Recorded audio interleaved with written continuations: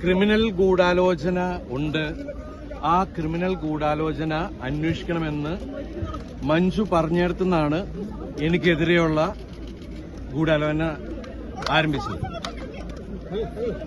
അതിന് അന്നത്തെ ഉയർന്ന ഒരു മേലുദ്യോഗസ്ഥയും അവര് തെരഞ്ഞെടുത്ത ഒരു സംഘം ക്രിമിനൽ പോലീസുകാരും ചേർന്ന് ആണ് ഇങ്ങനെ നടപടി ഉണ്ടാക്കിയത്.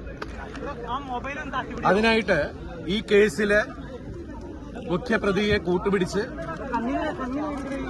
അയാളുടെ ജയിലിൽ ഉണ്ടായിരുന്ന കൂട്ടുപ്രതികളെയും കൂട്ടുപിടിച്ചിട്ട് ഈ പോലീസ് സംഘം ഒരു കള്ളക്കഥ മെനഞ്ഞെടുക്കുകയാണ് ചെയ്തത്.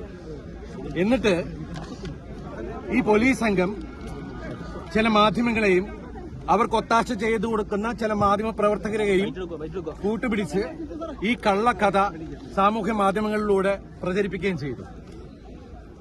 ഇന്ന് കോടതിയിൽ ഈ പോലീസ് സംഘം ഉണ്ടാക്കിയ കള്ളക്കഥ തകരുകയാണ് ചെയ്തത്.